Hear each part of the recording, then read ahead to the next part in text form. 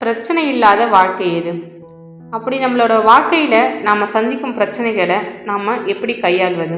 இதை உணர்த்தும் விதமாக ஒரு குட்டி கதை. வாங்க கதைக்குள்ள போகலாம். ஒரு கிராமத்தில் குரு தங்கியிருந்தார். அப்போது அவரை பார்ப்பதற்கு ஒரு நபர் வந்திருந்தார். நீண்ட தூரம் பயணித்து வந்த அந்த நபர் குருவை பார்த்த அக்கணமே கதறி அழுதார். அவர் அழுது முடிக்கும் வரை பொறுமையாக காத்திருந்த குரு பின்பு அந்த நபரிடம், ஏன் இப்படி கண்ணீர் சிந்துகிறாய் என கனிவாக கேட்டார்.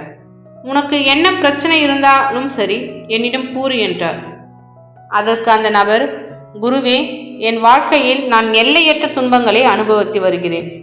எதை எடுத்தாலும் தோல்வி, தாங்க முடியாத துயரம், ஆதரவுக்கென்று எனக்கு யாரும் இல்லை. என் மனம் மிகவும் சோர்வடைந்து விட்டது. இவை அனைத்தையும் சரி செய்ய எனக்கு ஒரு வழி சொல்லுங்களேன் என்று சோகமாக கண்ணீர் மல்க கேட்டார். உடனே குரு அவர் கையில் ஒரு தண்ணீர் கிண்ணத்தை கொடுத்தார். பிறகு ஒரு கைப்பிடி உப்பையும் கொடுத்தார். அந்த நபரை அழைத்து, அந்த தண்ணீர் கிண்ணத்தில் நான் கொடுத்த கைப்பிடி உப்பை போட்டு கலக்கி பின் அருந்து என்றார். அந்த நீரை அந்த நபரால் குடிக்க முடியவில்லை. ஏனென்றால் அந்த நீர் உப்பு கரித்தது. உடனே அவர் குருவிடம் சென்று, என்னால் இதனை குடிக்க முடியவில்லை என்று கூறினார்.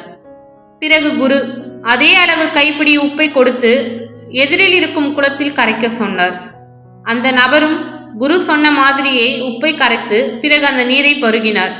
அந்த நீர் அவர் குடிப்பதற்கு ஏதுவாக இருந்தது. அதில் உப்பு கரிப்பதற்கான எந்த ஒரு அறிகுறியும் இல்லை.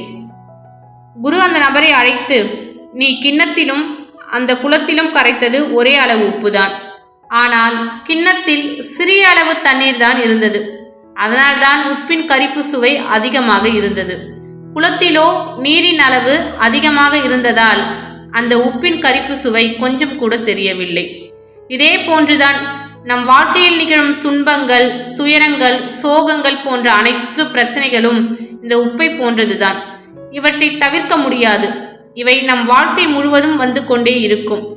நாம் அவற்றுக்கு ஏற்றாற் போல நம் மனதை ஒரு சிறு கிண்ணத்தை போல அமைக்காமல் அந்த குளத்தை போன்று விசாலமாக்கினால் அந்த சிரமங்கள் உனக்கு இவ்வளவு துயரமாகாது என்று அறிவுரை கூறினார் குரு.